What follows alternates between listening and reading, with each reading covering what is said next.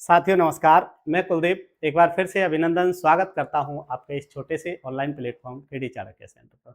साथियों जैसा कि आप जानते हैं जो एमपी है वहां पर एक बेहतरीन शिक्षक भर्ती बस आने ही वाली है। आपको पता है कि उसका नोटिफिकेशन पहले जारी हो गया है और साथ में उन्होंने सिलेबस को भी डिफाइन कर दिया है। तो हम बात कर रहे हैं एमपी में आने वाली शिक्षक भर्ती की। तो ये जो बम्पर शिक्षक भर्ती है लगभग 30,000 प्लस इसमें पद हैं और जो ये पद हैं आपके वर्ग 2 और वर्ग 3 में बांटे गए हैं। और इसमें आपको बता दें कि भाई इसमें जो पद ज्यादा होने वाले हैं वो आपके वर्ग 2 के होने वाले हैं दोस्तों। किसमें वर्ग ज्यादा पद होने वाले हैं? वर्ग 2 में। तो अब ये बात है कि ये वर्ग 2 क्या है और वर्ग 3 क्या है। तो साथियों वर्ग 2 है वो कहलाता है जूनियर आपका। ठीक है, जूनियर में जो 6 से 8 तक के बच्चों को पढ़ाया जाता है वो वर्ग 2 के अंतर्गत आता है। और जो आपका वर्ग 3 है ये होती है आपकी प्राइमरी भर्ती साथियों। इसमें आप 1 से 5 तक के बच्चों को पढ़ाने वाले हैं। ठीक है, और वर्ग 2 और वर्ग 3 तो इसमें जो ज्यादा भर्ती आपको देखने को मिलेगी लगभग 20,000 प्लस के आसपास। 20,000 प्लस के आसपास आपको भर्ती वर्ग 2 की दिखाई देगी और वर्ग 3 की जो बची हुई है वो वर्ग 3 की दिखाई देगी। लेकिन इसमें टीजीटी पीजीटी की भर्ती का कोई जिक्र नहीं किया है अभी तक। केवल इन्हीं वर्गों में ये भर्ती इसी महीने में या आने वाले सितंबर के फर्स्ट वीक में आपको इसका नोटिफिकेशन दिखाई दे जाएगा, फॉर्म एप्लीकेशन आ जाएगा। और आपको पता है कि इसका एग्जाम अक्टूबर नवंबर तक होना भी तय है। तो साथियों आज हम उसी पर चर्चा कर रहे हैं कि सिलेबस किस तरीके से डिजाइन हुआ है और इसके लिए आपके लिए क्या सटीक रणनीति हो सकती है और हम आपके लिए क्या योगदान दे सकते हैं उस पर भी चर्चा करेंगे। चलो तो बात कर लेते हैं कि भाई आपके लिए इसके लिए शैक्षणिक योग्यता क्या है। ठीक है, तो सबसे खास बात क्या थी इस पर शिक्षक भर्ती की कि भाई इसमें जो आपका कहा गया है कि भाई इस शिक्षक भर्ती के लिए अब चयन परीक्षा नहीं कराई जाएगी। मतलब इसका कहने का मतलब है सुपर टेट नहीं है दोस्तों, इसमें केवल टेट से ही आपका क्या कर लिया जाएगा, चयन कर लिया जाएगा। तो ये कह रहा है चयन परीक्षा नहीं होगी, केवल अहर्ता परीक्षा मतलब एमपी टेट ही होगा, केवल एक एग्जाम होने वाला है। और ये कहा है जो अहर्ता परीक्षा ये आजीवन रहेगी। तो आपको आजीवन से लेने देने से कुछ नहीं है, जो इसमें अच्छा स्कोर करेगा ना उसी का सिलेक्शन होने वाला है। तो साथियों आप समझ लीजिए ये आपके पास एक बेहतरीन बेहतरीन मौका है। तो इस अपॉर्चुनिटी को बिल्कुल भी जाने ना दें। आपके लिए खास बात क्या है उसके बारे में बात कर लेते हैं कि भाई इसमें शैक्षणिक योग्यता क्या क्या होनी चाहिए, कौन कौन फार्म भर सकता है उसकी बात कर लेते हैं। तो आपको पता है जो वर्ग 3 है जो 1 से 5 तक का है, सभी राज्यों में प्राइमरी के लिए बीएड को क्या कर दिया है, बैन कर दिया है कि भैया बीएड वाले जो विद्यार्थी हैं वो प्राइमरी के लिए नहीं है, वो प्राइमरी का फॉर्म नहीं भरेंगे। तो इसमें कौन कौन क्या भर सकता है, तो भाई इसमें फॉर्म वो भर सकता है जिसने 50% किसमें लिए हो, 12वीं में, ग्रेजुएशन हो और डीएलएड या डीएड कर रखा हो, तो वो व्यक्ति इसको क्या कर सकता है, भर सकता है। ठीक है, दूसरा इधर आइए वर्ग 2 में क्या करना है भैया, वर्ग 2 में आपने ग्रेजुएशन में 50% हो प्लस ग्रेजुएट आपने क्या किया हो बीएड, तो भी आप शिक्षक भर्ती के लिए एप्लीकेबल हो। आपने ग्रेजुएशन कर रखी है और डीएलएड कर रखी है तो भी क्या है आप इस फॉर्म को भर सकते हो। ठीक है, बात क्या है अब यही है कि भाई जो बीएड वाले बच्चे हैं तो वो इसमें क्या है, अब इसमें अपना फॉर्म भर सकते हैं। तो ये बीएड वालों के लिए एक बहुत बड़ी अपॉर्चुनिटी है। जो ये भर्तियां है वर्ग 2 की, ये क्या है कभी कभी आती है और लंबे समय के बाद इतनी बड़ी भर्ती इस राज्य में देखने को मिल रही है। ठीक है साथियों, तो इस मौके को किसी भी तरीके से आप ना छोड़ें। खास बात क्या है, खास बात यह है कि इसका जो सिलेबस डिजाइन किया है वो बड़ा अच्छा है। आप सिलेबस को देखोगे तो आप जरूर इस फॉर्म को भरोगे और अपनी तैयारी में आज से ही जुट जाओगे। चलिए बात क्या है उसकी खास, उसे देख लेते हैं। तो सिलेबस जो है तो ये कह रहा है कि भाई अगर हम वर्ग 3 का सिलेबस देखें, 1 से 5 तक का जो सिलेबस देखें तो वो कह रहा है कि भाई सीडीपी के कितने क्वेश्चन है, 30 क्वेश्चन है, 30 ही अंक के होंगे दोस्तों। ठीक है, भाषा 1 होगी, आप हिंदी ले सकते हैं, 30 क्वेश्चन आएंगे। भाषा 2 होगी, अंग्रेजी हिंदी, जो ये हिंदी संस्कृत अंग्रेजी इसमें से आप ले सकते हैं, तो वो भाषा 2 है तो 30 प्रश्न आएंगे इसमें से। अब गणित के आपके कितने प्रश्न आने वाले हैं, 30। और एनवायरमेंट पर्यावरण अध्ययन के कितने आने वाले हैं, 30।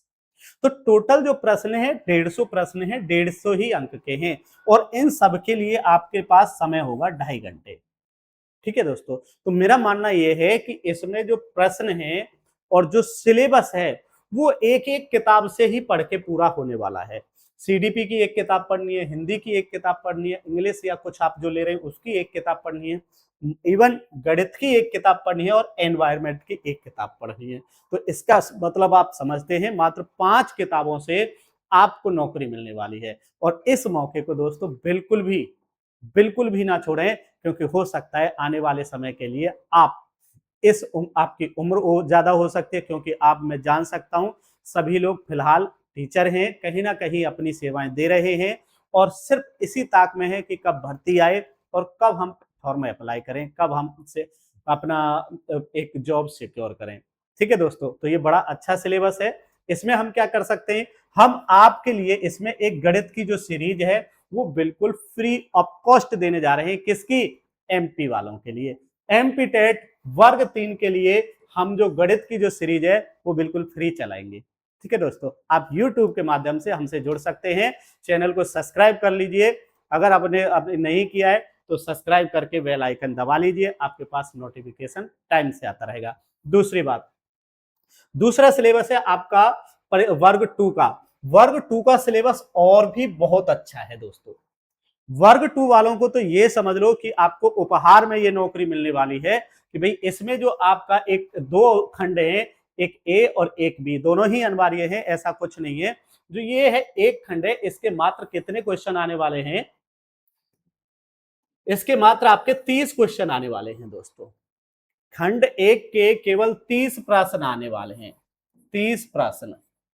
ठीक है, और ये 30 प्रश्न किसमें से आएंगे? हिंदी के 8 आने वाले हैं, अंग्रेजी के 5 आने वाले हैं, जीके रीजनिंग के 7 आने वाले हैं और शिक्षा शास्त्र के 10। तो ये टोटल 30 प्रश्न आपको किसमें मिलेंगे?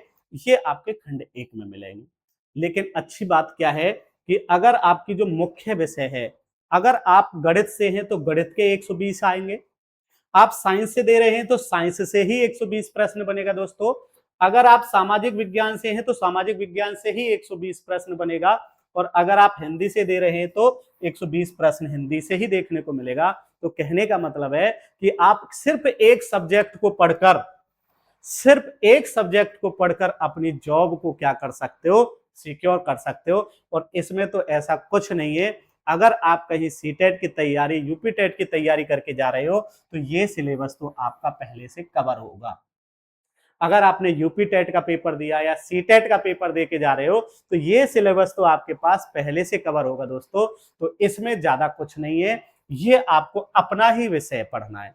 और पढ़ना क्या है हम उसकी बात कर रहे हैं, तो आपको कुछ नहीं पढ़ना है। 9वीं क्लास और 10वीं क्लास तक की एनसीईआरटी आपको पूरी तरीके से 2-3 बार पढ़ लेनी है और उसके बावजूद जो कुछ बचता है वो उसके लिए हम हैं। तो हम आपके लिए क्या कर सकते हैं? तो हम आपके लिए यहाँ पर मैथ की क्लास लेके आ रहे हैं, जूनियर वालों के लिए स्पेशल मैथ की क्लास लेके आ रहे हैं। तो बिल्कुल भी हम किसी भी प्रकार की समस्या आपको मैथ में नहीं आने देंगे।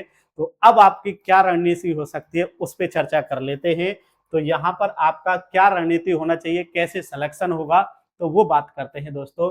तो सबसे पहले आप कॉन्सेप्ट से पढ़िए, दूसरा क्या, रिवीजन कीजिए और तीसरा क्या, प्रैक्टिस कीजिए। जब तक रिवीजन नहीं करोगे और प्रैक्टिस नहीं करोगे तो चीजें आपके दिमाग में क्या करती रहेंगी? मिक्स्ड होती रहेंगी।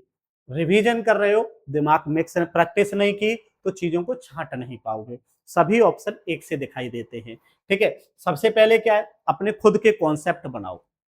ठीक है, पढ़ाने के बाद अपने कॉन्सेप्ट बनाने, कॉन्सेप्ट के बाद उनको बार बार रिवाइज करो। रिवाइज करने के बाद अगर आपने प्रैक्टिस नहीं की है तो समझ लेना कि आप बहुत बड़ी गलती कर रहे हैं। प्रैक्टिस का मतलब है कि आपको पेपर सॉल्व करने पड़ेंगे। ठीक है, कहीं ना कहीं से किसी ना किसी प्रकार से आपको पेपर क्या करने पड़ेंगे? सॉल्व करने पड़ेंगे। और ये बड़े बड़े टॉपिक्स को आप 3 भागों में तोड़ के अपनी तैयारी को क्या कर सकते हो? सॉलिड कर सकते हो।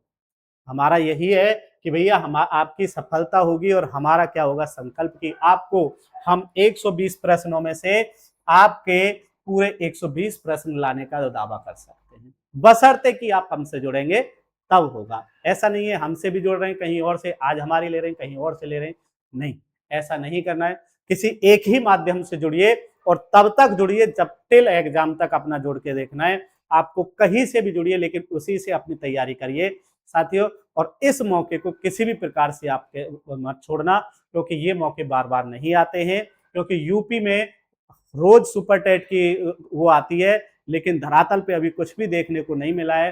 क्या भर्ती है प्राइमरी में 1100, वो भी नगरीय है। 1100 पे 20 लाख बच्चा फार्म भरेगा, तो आप आइडिया लगा सकते हैं कि यूपी में वो 20 लाख बच्चों पे 11,000 भर्ती ऊंट के मुंह में जीरे के बराबर है। तो आपके लिए ये एक बहुत बड़ा मौका है। तो आप आज से और अभी से तैयारी शुरू कर दीजिए। इसी के साथ शुभकामनाओं के साथ आज के लिए विराम लेते हैं।